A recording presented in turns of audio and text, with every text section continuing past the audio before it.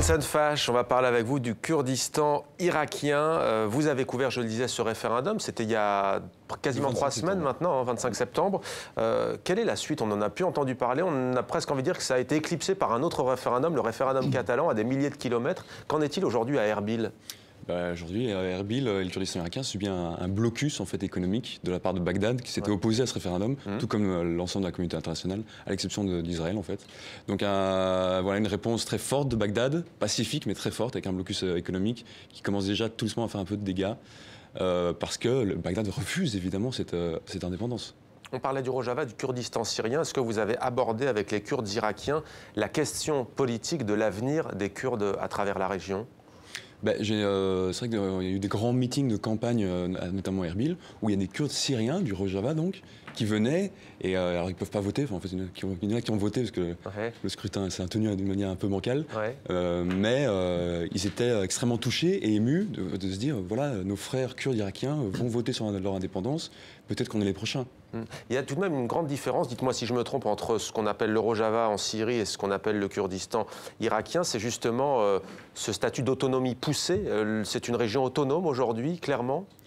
Qui est presque déjà indépendante de fait, qui a ses propres consulats, ses propres accords économiques, ses propres diplomaties, police, armée. Donc déjà très avancé dans son statut d'autonomie.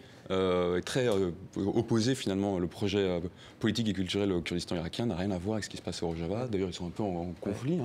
Mais il y a déjà une autonomie poussée. C'est pour cette raison précisément culturelle qu'ils veulent se dissocier du reste de l'Irak? Alors, il y a certains Kurdes irakiens qui vous répondront que ce n'était de toute façon pas un référendum d'indépendance, que certains, que ce soit des politiques ou même des citoyens, qui disaient c'est juste en fait un scrutin qui est utilisé par le clan qui est au pouvoir pour cimenter son emprise sur les institutions gouvernementales et en fait de changer un peu le paysage politique kurde irakien. Et donc en fait c'était jamais une question de l'indépendance.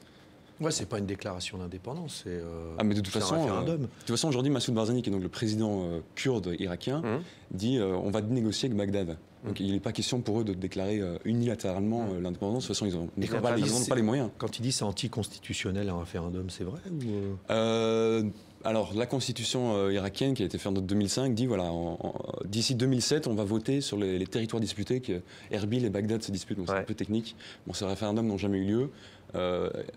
Et la Constitution parlait de référendum, il faut savoir si une ville comme Kirkouk allait rejoindre le Kurdistan ou rejoindre... bien entendu, il y a des questions aussi géographiques qui se posent.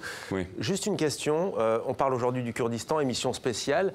On a parfois l'impression qu'en Occident, il y a non seulement une sympathie, mais parfois un romantisme autour de la question kurde, ne serait-ce que parce qu'ils ont joué un rôle éminent, ce ne sont pas les seuls, mais un rôle éminent pour libérer plusieurs grandes villes du joug de Daesh. Il y a des accusations tout de même d'organisations non gouvernementales, s'agissant notamment du Kurdistan irakien, qui disent que les combattants kurdes ont commis, entre guillemets, un nettoyage ethnique, plus précis, ont déplacé des populations arabes sunnites, les sunnites payant non seulement un tribut à l'occupation de Daesh, mais aussi aux milices chiites, à l'armée irakienne, mais aussi du coup aux combattants kurdes. Oui, c'est ça, je crois que c'est le terme approprié, il y a vraiment une romantisation. C'est une guerre, et dans toutes les guerres, une armée se bat pour ses propres intérêts. Et les Kurdes n'en font pas exception, les Kurdes sont toujours battus pour leurs propres intérêts, notamment de récupérer des territoires qu'ils voulaient. Donc sous couvert de cette guerre contre l'État islamique, ils ont aussi un peu changé les frontières de leur région autonome. Ils ont perdu des territoires, ils en ont gagné. Et c'est vrai que vous avez raison, c'est les Arabes sunnites en fait qui ont vraiment subi... Mais c'est récent cette romantisation, parce qu'il y a 25 ans, ou jusqu'à très récent, il y a les bons Kurdes, plutôt les Barzani, et les mauvais Kurdes, la Kurde de Turquie ou de Syrie. Oui, c'est ça, on a le sentiment que les Kurdes ont toujours été en fait quelque part pris en otage en fonction du contexte international. Et régional, ça dépend qui est l'allié. Si c'est la Turquie l'allié, ce sont les Kurdes qui se battent pour leurs droits en Turquie, qui sont les mauvais Kurdes. Et donc sur le nettoyage ethnique, il faut quand même dire que les accusations de nettoyage ethnique dans le nord de la Syrie, soi-disant perpétrées par les YPG, la Kurde, ça a été dénié officiellement par un rapport du Conseil des droits de l'homme de l'ONU. S'agissant de la Syrie, s'agissant de la Syrie. Dans la Biat Syriani. Donc ça n'a pas eu lieu. C'est une question qui se pose, semble-t-il, beaucoup plus sur l'Irak. Souvent on dit les Kurdes laïcs, est-ce que c'est réducteur? Pas tout à fait. C'est vrai que, en tout cas, je peux parler que pour le Kurdistan irakien. C'est vrai qu'ils sont kurdes avant d'être par exemple musulmans. Tous ne sont pas forcément musulmans. Et puis c'est vrai que dans le Kurdistan, il y a énormément de minorités, Kakaï, Shabak, Turkmènes, Arabes sunnites, qui vivent là ensemble. Il y a aussi une utilisation de ces minorités par les Kurdes, mais... Entre la Turquie, l'Iran, l'Irak, ils sont 35 millions. C'est un pays, quoi. C'est colossal.